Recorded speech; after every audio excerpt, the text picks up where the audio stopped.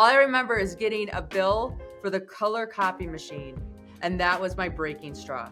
Well, then I got on enough of real crappy shows. I'm like, man, if these guys can find any success doing this, I'm going to launch my own show. A friend of mine ahead of me is like, you need to get into finance. You're expensive and you need to learn about money. In the back of my head, I'm like, no, you don't. You like living on the damn farm. You don't want any of that stuff.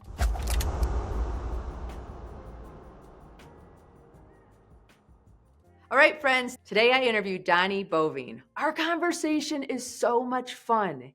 He's been through it all. He has a farm, he has a wife that's amazingly supportive. He talks about being a mentor and a mentee and how podcasting taught him lessons and systems that has built his business into what it is today. I know you're going to listen in and get a lot of value. So enjoy. And remember, if you love this episode, please hit subscribe, like, comment, do all the things. I'd love to hear your feedback, and I'm grateful you're here. Friends, today I have Donnie Boivin with me, and I am so excited to share all the things we're going to talk about because his story is truly remarkable. So, Donnie, thanks for joining. Jen, we talked a little bit the other day. You're my kind of people. I'm so stoked to hang out with you and see if we can't bring a ton of value to your listeners. Yes, especially with your story. I mean, come on, this is amazing. And you're an author, a Marine vet. You run this amazing success champions and badassery and blah, blah, blah, blah, blah, blah, blah. I can go on forever. I recently just learned that you're the youngest. I'm the oldest. So we're going to talk about that piece because that definitely affects our life. So yay. So talk to us. Tell us our story. For sure. So, I grew up as a blue collar kid. Dad was a truck driver, mom worked at Lee Blue Jean Factory, and so we grew up with the poor kids. And I think like a lot of veterans do, we all kind of come from the one side of the railroad tracks. And after the Marine Corps, I spent 20 years being a sales guy for other people.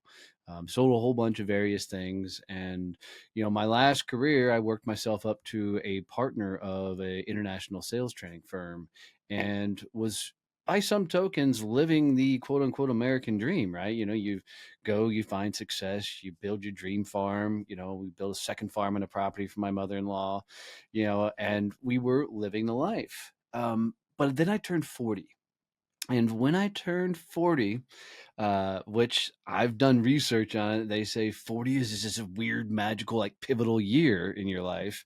But when I turned 40, I heard guys like Gary Vee and Tim Ferriss and different people out there, Jen Sincero, talking about this idea of being an entrepreneur. And I had not even any inclination that you could start your own business. As a blue collar guy, you get a job, you go work for other people, and that's just what you do. So now I'm living a successful life, deciding if I'm going to buy out my business partner, and I'm hearing about all this stuff called being an entrepreneur. So I decided that I was going to make the leap and jump out and launch my own company. Problem is, when I did that, I didn't tell my wife I was going to do that. So here I was, built our entire dream farm, second house on the property. We were doing all the things. And I decided that I was going to walk away from a business partnership that I was going to buy out and launch my own company. Okay, well, wait, and not tell the bride? I was scared to death she was going to say, you got this. I was scared that she was going to believe in me. And that's why I didn't tell her. I had no doubt that she would support me. Was it going to scare the crap out of her? Absolutely. Yeah, right. You finally got to this place. You're like, we've arrived. Why are you shaking the cart? We're here.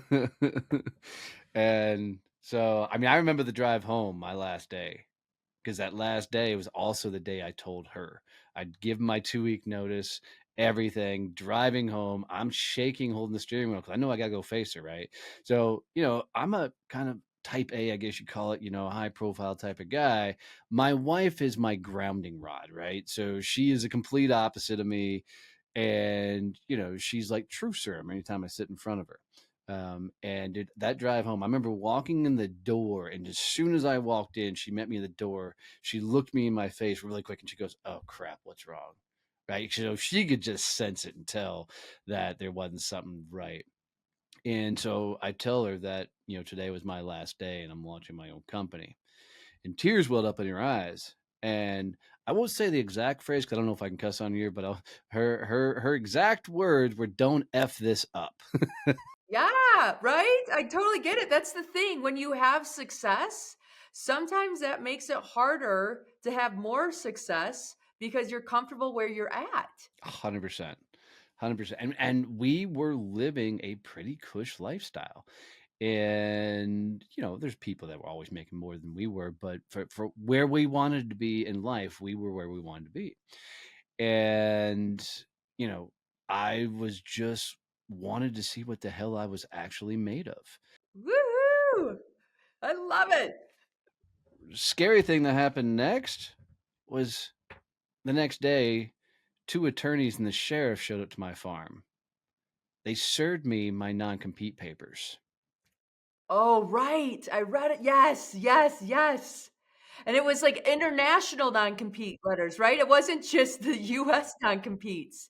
And it was enforceable because sometimes those are hard to enforce. So I'm in Texas, so they're not really enforceable. So I immediately reached out to my attorneys and said, "Let's go at it." I'm like, the only thing I know is sales. They can't stop me from doing the only thing that can bring me a livelihood."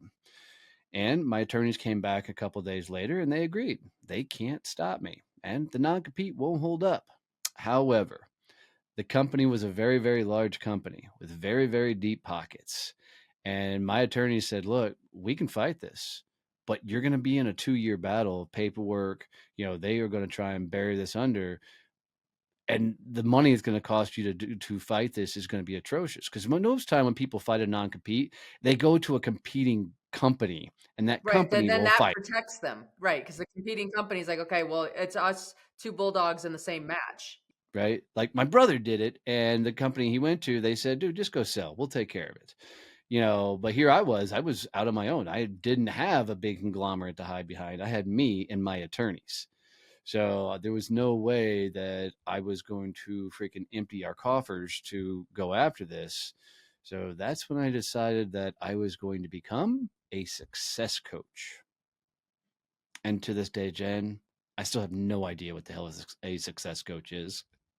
I promise you, it's some sort of like business whore that just says yes to anything. Man, I was doing anything I could to turn a buck. I mean, at one point, I was doing some half-hearted coaching. I was doing some video work, some graphic design work. I mean, I was scrambling trying to find a dollar here or there. And we picked up some really cool coaching clients, but it wasn't enough. And you got to remember, we had built our lifestyle that others, would have wanted to live.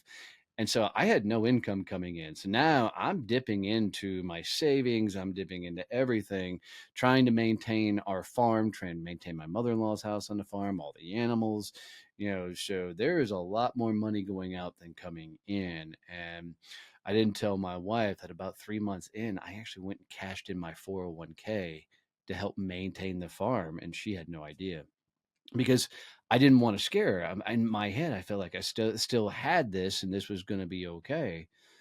And then 6 months into doing this, with Elizabeth asleep in our bedroom, I walk out the backside of our farm, out the back door, and her Jeep's missing. And I call the police and I say, "Hey, I think somebody stole my Jeep." And they said, "No, sir, it's been repossessed." And I realized that now I was going to have to tell my wife the rest of the story, which at that point, we were 3 months behind on a mortgage on the farm.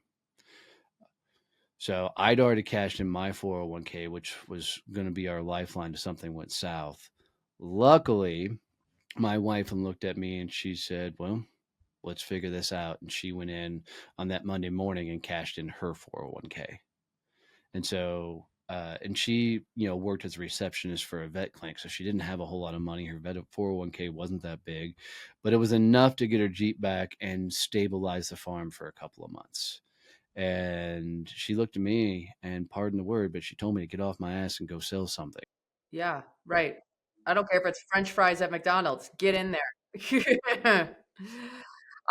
wait though, I want to like we're breezing over some of this stuff right now because I want to just stop a second. You're trying to protect the your wife, right? So you're not telling her all the truth of what's going on. She ends up finding the truth what's going on like on the backside because of the things that keep getting worse and worse and worse, and it's like, okay, you got us here, you get us out of here. So you're feeling frustrated from a standpoint of like everything's crashing in, and now your most important relationship is crashing in too. How are you, because people can feel energy, how are you staying positive or optimistic? I'm not. No, hell no. So, especially, I mean, at that point for sure. I mean, I can remember going up to the bathroom that night, getting ready for bed after having all these conversations and tears, and it was tough. And I remember looking myself in the mirror, and I couldn't look myself in the eye. I mean, honestly, I wasn't living up to my role as a husband, right? I wasn't living up to my responsibility about being a man. I literally just let down the closest people in my world because I took a leap without talking to them. I got us into a hole without asking for their help sooner, and so now the whole world's weight was on my shoulders. Um, and the crazy thing is when I was up in the bathroom, trying to positively talk myself up, which I'm not the positive guy where it's you can just think happy thoughts and you're happy, right? And so I was trying everything, and I finally, for some reason, I said the words, and I looked myself in the mirror and I said, "I'm proud of you." And I laughed at myself and I said, "No, you're not." Right? Because I wasn't. I mean, there was nothing at that moment to be proud of. Now, of course, I could have looked back over the years and been, oh, grateful for all, but it wasn't that moment. And instantly, though, when I said the words, "I'm proud of you," what popped in my head was, you're not proud of you because you're not doing the things that will actually move your business forward. You're not doing the sales stuff. You're not doing the business outreach. You're not networking with the people you need to networking. And it was like a spotlight was put on all the things that I had to be doing. Because in my head, a business owner was behind the scenes doing operational stuff, building things, creating things, not out front doing the sales stuff that I was actually good at. So that "I'm proud of you" became a nightly Really? Good. So like you were like, okay, I'm gonna just repeat this until I can be this. until I can say I'm actually proud of myself. Yeah, okay. I like that strategy. Like repeat till you can become, repeat till you can become. And it's not about faking about till you make it. I want to make it very clear. This is about actually saying a statement till that statement becomes a truth, right? So for me, every time I said I was proud of you, something would pop up that I wouldn't be proud of. And that became the thing I had to go work on or fix. And the more I did that, it kept building on that until one day I actually looked in the mirror. I'm like, huh, I am proud of what I've done. And then the next day, to go full circle, I went to the mirror and I was excited. I was like, oh, I'm proud of you. And this is already after I turned the companies around and things were doing amazing. And I said, I'm proud of you. And all it essentially said, no, you're not. When's the last time you took Elizabeth to dinner? When's the last time you spent some time with her? And I got so invested in building the company, I started not forgetting about her, but not bringing her along for the ride. Yeah, yeah, not prioritizing. Right. So you're proud of you is your check-in every night. And then whatever shows like, that's not true entirely. And that brought awareness to an area that you wanted to improve. So that's been your check-in, right? And I want to stop a second too and just say something about something that you said a second ago of, you were a business owner. So you had this concept of what a business owner should be doing versus what needed to be done. And I fell trapped to that too once. Okay. So I started an investment service business and I decided that I wanted to have this office. Everybody had like, a receptionist in the front. We had a building with our name on it and blah, blah, blah, blah, blah. I was building, that movie, If You Build It, They Will Come. I think that's burned more businesses than any other thing possible. Because here I'm like, okay, we're gonna build it. And then you sit there and you're like, I've done nothing to support it. I can build it, but I've done nothing to fill the pipeline or to get it going or whatever else like that. And I remember getting a bill from this was the time when you had a copy machine that was ran by a copy color company, and then you get bills for like the ink that you used or something. I don't know. All I remember is getting a bill for the color copy machine. And that was my breaking straw. Like, we are not printing color copies here anymore. Are you kidding me right now? Like, this is crazy expensive. And it was just one of those humble pie moments of, yeah, this is not how you build it. You have to have the sales and then you build the next piece. And that was a huge lesson. I learned it at 21 years of age. So thank God, because I pivoted fast. But I'm saying, I just wanted to hit that story because I think a lot of us have this idea. I was actually on a phone call yesterday, and the lady's like, "Hey, when did you start your first company?" I said, "Well, officially in 2005, but that's because in 2004, I was doing all the things. Then I went to my accountant and I said, okay, and my accountant's like, you need to start a business. Like, you can't just run this thing like this and have this revenue coming in and not have like a structure around it." And that's because in 2001, when I started my own thing and did everything backwards, like I course corrected. And by 2000, yeah, it's just funny how it works. So if you're, And I think stack on top of there, I think growing up, we see things on TV or whatever. So the idea of we got to have this corporation, because even with my business, as I was turning around, I had this idea that I was going to buy a skyscraper and I was going to be all these employees, right? Yeah, because that's what you did. And then I was sitting across from one of my mentors and coaches, and he said, "Donnie, describe the business that you're actually building." And so I'm telling this, and I'm like, all these tons of employees, and I want the office space. In the back of my head, I'm like, no, you don't. You like living on the damn farm. You don't want any of that stuff. And I think it's a huge tell of looking at life in general, going, am I building because this is what needs to be done? Or am I building because this is some desire I'm trying to fulfill, whether I'm trying to be somebody else or I'm trying to be seen a certain way? Am I posturing up here, or is this the next thing that actually has to be done? It was a pretty wild, wide awakening. yeah, if you're listening and this is the only thing that you capture from this interview today, I'm telling you, you're saving yourself a ton of headaches, thousands of dollars on all the things. So listen to it twice if you need to. And then, for me, as we were building the business along, and I started turning things around, a couple of things kept coming to light. Is one, I didn't realize that I'd worked for somebody for 20 years, which meant somebody was always telling me what to do. Even as a straight commission sales guy, I always thought, I created my own schedule. I showed up when I want to, as long as I produced, nobody bothered me. But there was still always somebody to report to. Now I was out as a business owner and there wasn't anybody to report to. There wasn't anybody to tell me which direction to go. So it was on me to start figuring out, okay, cool, how do you build a business?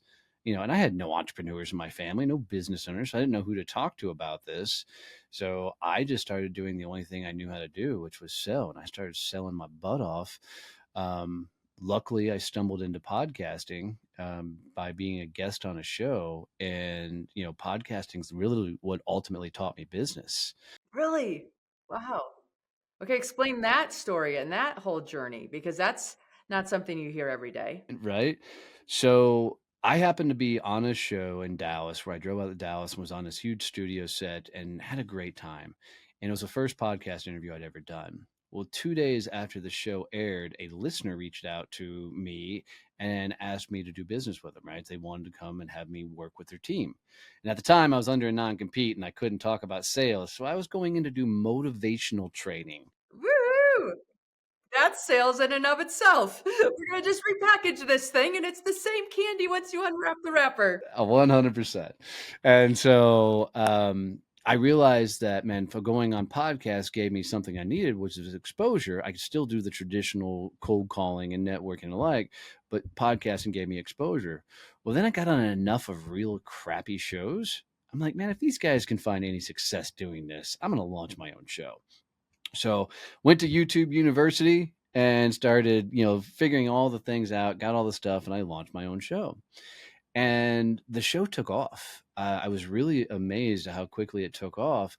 And then all of a sudden, I had like Shailene Johnson's team reaching out to me to be on the show. Neil Patel's team was reaching out to be on the show.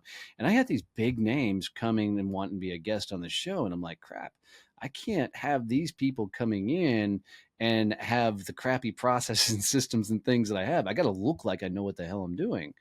So I started outsourcing. I started building processes. I started building systems, all to help support the podcast. And what I realized is, as I built systems for the podcast, I'm like, that will apply over here. And so I started applying those same systems to other areas of the business. And I started outsourcing other areas of the business, like the technology and the automations and building teams. But it all stemmed from, every time I learned something from podcasting, it immediately got applied to my company. And I'm like, crap, other people probably need to know how to do this stuff. And I didn't want to work with solopreneurs because my background was working with mid-volume companies. So I just started cold calling mid-volume companies and saying, hey, you ever thought about launching a podcast for your staff? And they're like, well, that's interesting. And I started consulting and helping people launch internal podcasts inside their companies, and that took off as well. And that's what really got us to financial freedom, if you will, was doing that. And yeah, it was crazy. So I worked that all the way up till my non-compete status. So up to my non-compete status, we were running. And what year are we in now? So September of 2018. Okay. Oh gosh. Okay, we haven't hit the COVID pandemic yet. Nope. Ooh, get the news. Yep. So September 2018, I'm like, non-compete's up. I love sales. So by God, let's confuse the marketplace. So Okay. I had the podcast company going. I decided to launch a sales training company. Okay. And so now people didn't know if I was doing podcasting or doing sales training. So, we just went crazy. So through 2019 into 2020, I was having two very successful companies running side by side and growing up as a business owner finally, and finally understanding what it took to be like a CEO, have your people doing their roles or projects, putting all the systems in place. And we were really getting out. At that point, we'd gotten up to 27 employees and growing. Wow. And we were having I felt like we were having a lot of fun. Fun. It's easy to have fun when things are going good. I mean, let's be honest. When you're riding the high, you're like, this is fantastic. Especially after what you just came from, right? You're like, hey, listen, with that, now you have this confidence that you've built because you came from behind. You built these little things up, and they're not little anymore. They're 27 people, which is something pretty impressive. COVID happens. Talk to me about COVID. Well, I rented out a convention center, and we were doing the inaugural Badass Business Summit. So I had 17 speakers flying in from around the world. 2 weeks before the event, the city calls me and says, hey, you can't host your event. Now, I'm in Texas, so we were hard-headed. And I was like, by God, I'm hosting the event. And I had invested so much money in doing this thing. Yep. And they literally told me that they were going to chain the doors, and if we showed up, they would arrest everybody on site. So we now had to postpone our big summit, which we were banking on to cover a big bet. Yep. So in doing that, driving home from that meeting with them that we were canceling, the whole world's now crashing in, nobody knows what the heck's going on. I'm like, what the hell do we do? I felt like we were going to be okay because we had online businesses at that point. Everything was done through online training.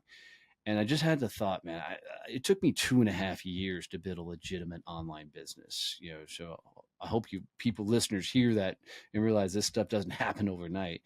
2.5 years, and that's quick. That's honestly quick compared to what most people I talk to. So everybody who's listening, overnight successes are typically 10 years overnight. And then they show up on the 10th year as a success. Absolutely. So driving home, I'm like, all right, what do we do? I felt like we were going to be okay as a company, but I was more concerned about our clientele. And a lot of our clientele, they were in physical spaces. They had tons of employees. They had all this stuff. And like, they literally have no idea how to do business online. So prior to launching all my companies, I had done a ton of networking all across Texas and had a really big network. So I thought, what if I create an environment where I can bring these small business owners together and they can continue to network, they can continue to collaborate and continue to grow. And I remember sitting over breakfast the next morning with my wife saying, "Hey, I think I'm going to do this networking thing, but I don't really want to do it." And she looked at me. She's like, "Why not?" I said, "Because most people that are like teaching networking are just a bunch of broke people that don't know how to sell. So they're out there kind of teaching this networking concept because that's all they know. They don't know how to grow a business. They don't know how to do all this stuff, and I don't want to be put in that box." She goes, "Well, then don't be put in a box. You've never been put in a box in your life. Just go do it your way." Okay, I'm just saying right now in the middle of this interview that I love your wife. Like, I love her all the way. Like, are you kidding me? You're pretty she's a superstar. So yay her. Completely, completely. So 7 days later from that moment, we launched Success Champion Networking. And that concept's the one that put us on the map. And that's the one, yeah, that people really leaned in. So much so that we don't do the podcast consulting firm or the sales training firm anymore. We actually exited both of those and are 100% all in on these. And we upgraded, call them from networking groups to peer groups. It's primary B2B service base, but that's the one that we jumped on and took off with. Isn't that funny? It's funny. I want to highlight here that you had hesitation. And so even when people are starting businesses, it doesn't mean you're 100%, yes, this is what I want to do. You had the cuter wife, like, well, just try a different way. Like, don't shut it down completely, but you were not 100% all in. And I think sometimes people think, well, I have to be 100% all in all the time for this to work. No, like having that hesitation or having that pause allows you to be, okay, is this working? Is it not working? I'm not putting all my eggs in one basket. If it doesn't work out, I tried it. But then if it does work out, then you start pivoting and building your business around that piece that's going. Yeah, totally. And I wish I could give credit to who told me this, but I do not remember. But they told me you got to look at life like it's an experiment. Because if it's an experiment, you never fail. That way of freaking experimenting just didn't work. So you take the things that you tried in that moment, you think about how do I make them better? How do I improve upon it? And you go again, you try it again. And they reference the Edison light bulb thing, the 10,000 tries you hear a billion times. So for me, a lot about business success, at least for me, is going, hey, good enough is going to get us pretty far. And it's more important the things we're going to learn along the way. So forgive me, I'll clean it up. We have a champions codes in our company that we use as kind of like our out of bounds of like, this is what we got our company by. And one of them is go break crap, except we use a different word, go break crap, trying new things, right? And because what we found is innovation inside of a company comes from exploring, experimenting, trying new stuff, getting innovative. And anytime we've looked at all of our companies and we've gotten to a lull, we've gotten to a plateau, or maybe we've started moving backwards, it's because we weren't innovating, because we weren't trying new things, it's because we weren't experimenting. And I'm not saying if you have the thing that's working, you screw that thing up. I'm looking at, let's go experiment with marketing. Let's go experiment with sales. Let's go experiment with a different way to create awareness about what we're doing. And that is been one of the coolest things is people don't understand that everything that I learned the 20 years prior to starting my companies, the 6 years now I've been running my business, every skill set that I've gained along that way, I get to apply to the companies now. You're right. Right. They've accumulated. They're like little tools in your toolbox that now all of a sudden you don't just have a hammer. I have all these little different tools that I can use for these different things that I accumulated over the 20 years of experience. Yep. And it's funny because some of the things you're like, huh, I never thought I'd ever use that. Now this isn't like high school stuff. Like I never made it past pre-algebra in high school, right? So this isn't like trigonometry or anything but once upon a time I worked for Lori Butler, who was one of the team leads behind the Coca-Cola Bears. I worked for Donna Heckler, who was one of the founders behind the Energizer Bunny.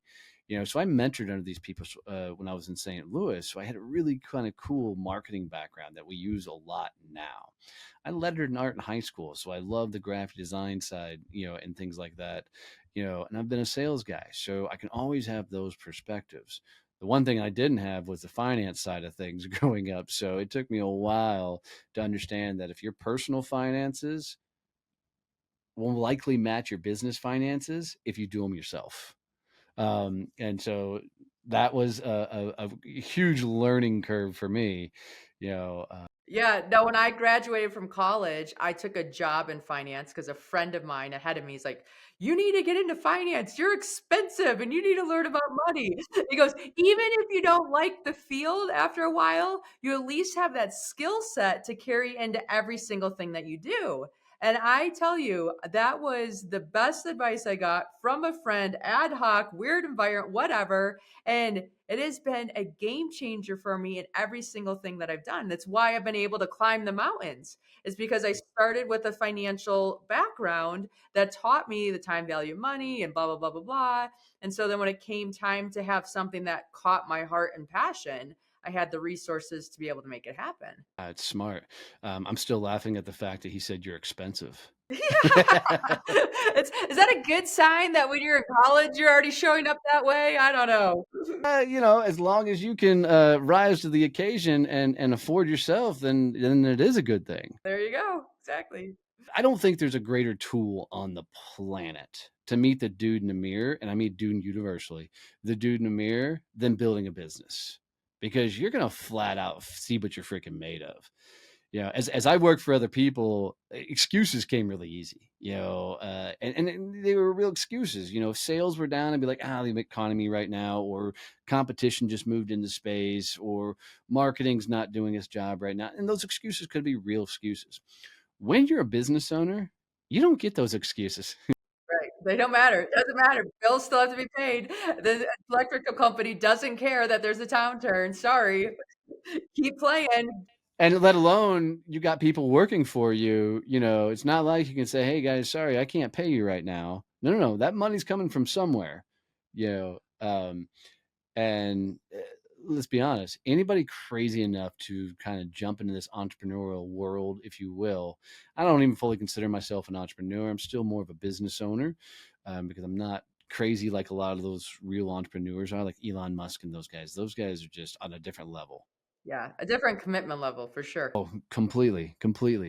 But the thought process is, you've got to be willing to put yourself out there. You've got to be willing to get up every day knowing you're going to get punched in the face somehow.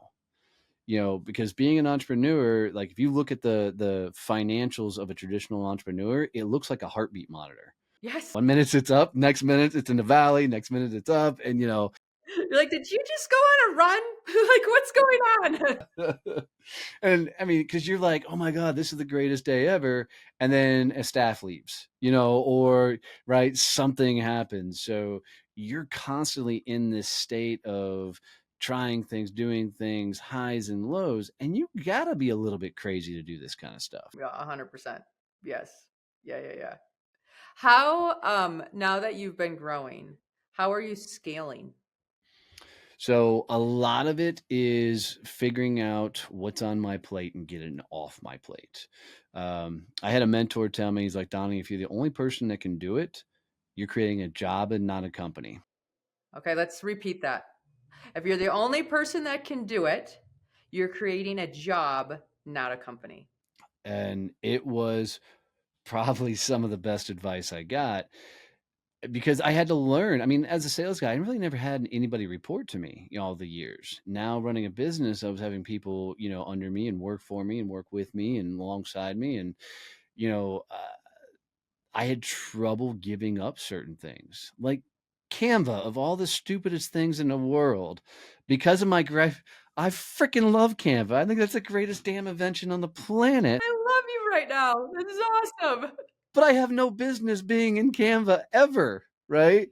Oh, I know. I had this girl working for me and she loved Canva too. And I kept having to say, I'm like, listen, this can be done for $5. You are not $5. And so the fact that you love Canva, you can do on your free time, but not on your time with me. I'm sorry.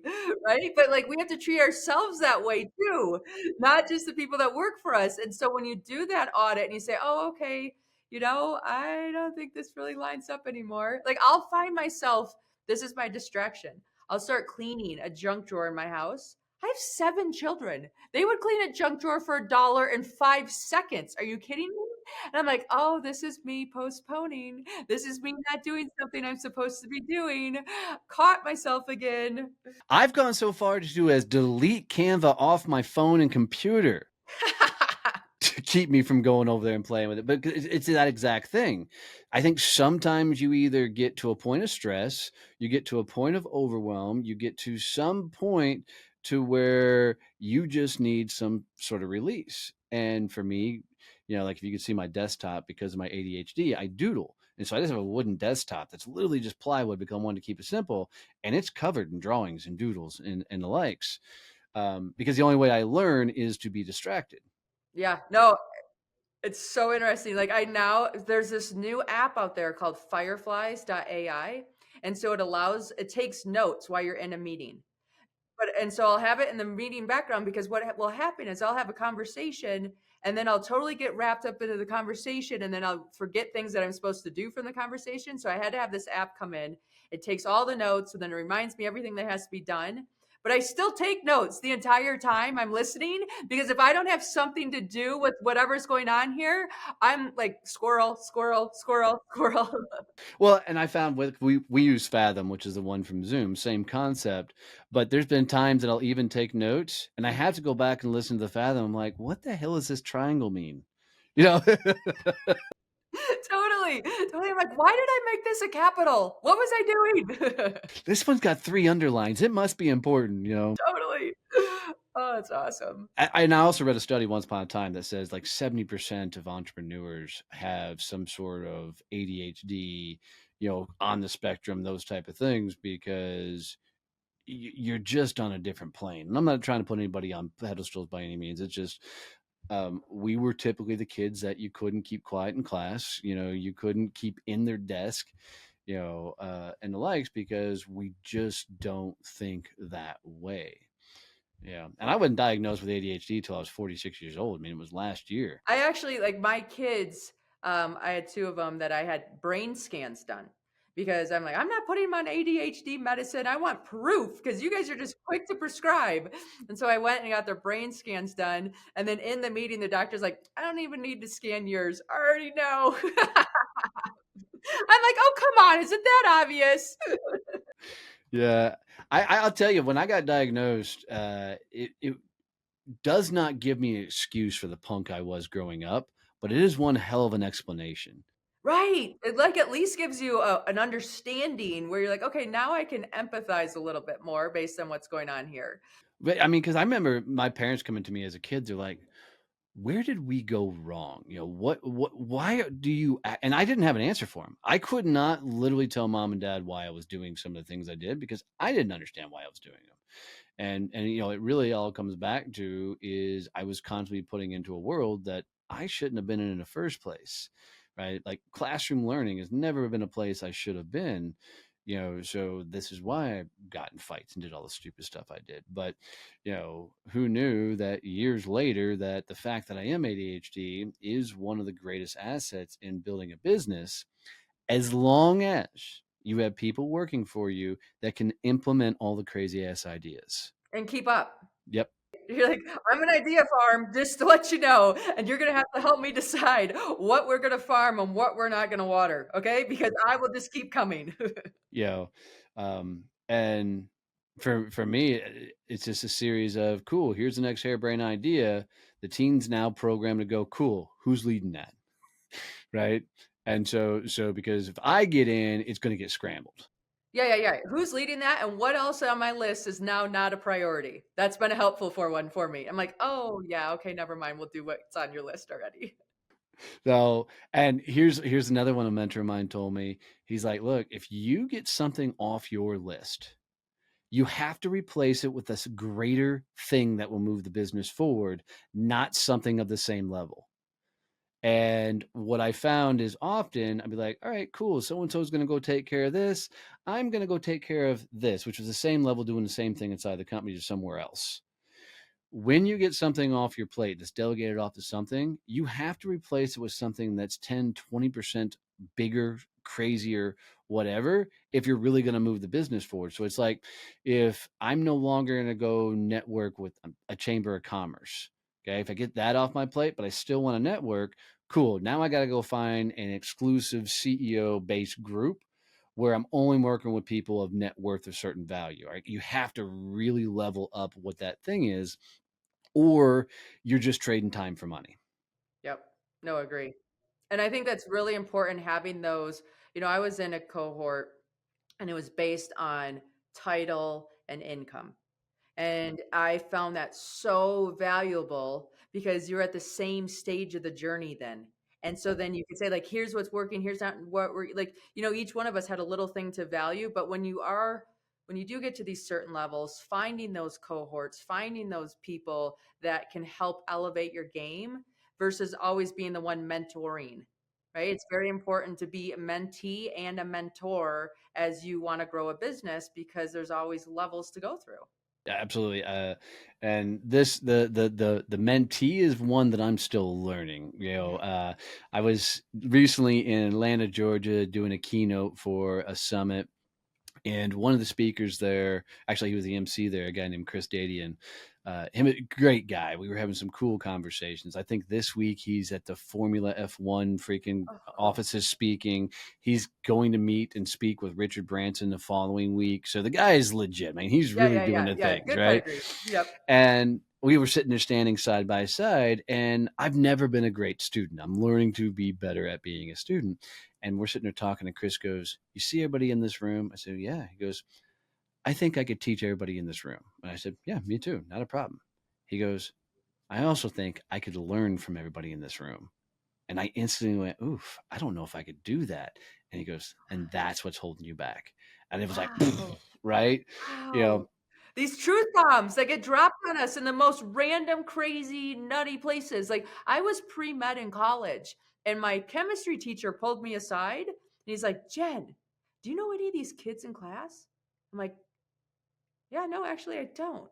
He goes, you want to be a doctor?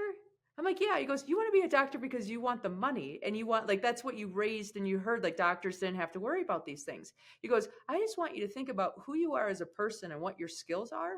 And if you want to spend the next 8 years of your life hanging out in the library with everybody in this classroom because you're not at the library and that's where they are. And I remember being like mad at him at first. I'm like, I can do whatever I want, blah, blah, blah, blah, blah. And then like I grew up a little bit. I was like, man, he has a point. I do not want to hang out with these people for the next 8 years of my life. Like, I need a pivot. And so, always just being aware and understanding the world's happening for us, not to us. And we get these weird little knowledge drops that go at all different times. I mean, it's insane, and God love that guy because we need more people in our life that'll be willing to hit us with the hard, blunt truth. Right. I mean, it was a true like act of love, to be honest with you. It was amazing. I actually sent him a thank you letter probably 7 years after getting out of college and then feeling like I hit it big. Of course that changes all the time. But at the time I was feeling pretty big about myself. And so I sent him a thank you card being like, I'm on this path because of that statement you made. So thank you. That's huge. The other thing that I've learned recently about being the student is a mentor of mine said, if you ever meet a billionaire, never talk business until they do, because everybody around a billionaire wants to get in their pocketbook, right? A billionaire's got to get to a certain level of trust with you before they'll open that door. So talk family, talk anything. So here I am in Atlanta after having all these conversations and everything, and some of the other speakers there are doing some amazing things that I'm on trajectory to do. They're running 9-figure companies and they're speaking all over the world and the likes. And I just kept telling myself, be the student, right? Just running that through my head so I'd shut the hell up and not sit across from these people doing the things I want to be doing. And it was such a cool experience to hear the things they talked about and the way they talked about it. There was just a different level to how they spoke to people.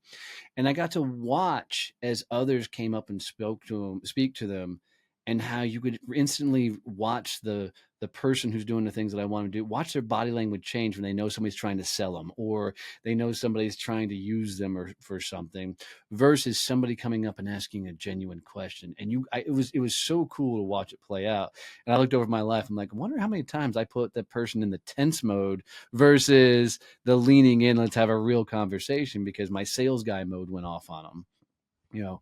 So always being a student is freaking is a huge thing. It's something I'm going to continue to evolve into, but it's been fun to be cognizant of, which is, one of the greatest things you can be.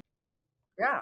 Well, just even sharing it today and everybody listening today, we all now have that in our realm. Oh, where am I a student? How am I showing up so that I get to be the mentee and not always the mentor? 100%. And it's also about getting in the rooms where you're the smallest fish. Yes, yes. I live in a neighborhood. I'm the smallest fish in the neighborhood, 1,000%, like 1,000%. And I go, and the nice thing is I go for walks in the neighborhood and I'll run into neighbors and I'll hear, like, that's when you get to have these conversations that are non-threatening because we're in the neighborhood, right? We're not in a business setting. We're not at a lunch meeting. We're not whatever. And we get to humanize the experience that all of us are having at different levels of the business field. Absolutely. And let's be honest. I mean, when you're getting around people that are doing cool things, there is, and there's almost this undertone that it doesn't have to be talked about because it's already known, it's already acknowledged, right? So you get to for 2 seconds be just a human being, which is always a cool vibe. And the bigger you go as an individual, at least been my experience, the weirder the rooms can get. Because the people you get around and the people that want to talk to you and the people you want to spend time with you. So it's like I love the podcast Smartless.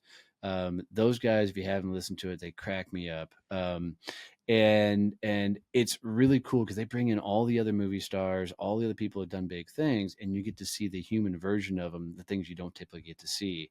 And that's what I feel like a lot of times when you get around other people that are doing cool things, you kind of get that vibe. You get the kind of background stories of remember when, and those type of things. So Yeah, yeah, yeah. I love it. Oh my goodness, this episode has been so much fun. I knew when I talked to you we would do something fun and be creative with it, but it exceeded my expectation. oh, thank you, love. Thank you, love. It's been my honor to be on here. Let me do one quick thing for you. Guys, if you've hung out with us this long and you got any tips, tricks, any value out of this, do Jen a favor and share this out with one person. Even better yet, take a screenshot of wherever you're listening to this and tag us both in social media. I promise you tag me. I'm sure if you tag Jen, we'll come comment, we'll come engage. But it's a great way to show her that you're listening to the show, you're into the show, you love the show. And if it's not this episode, any episode you've gotten value out of, take a screenshot, share it out there. It'll mean the world to her. Ah, amazing. Thank you. Thank you. You're very welcome.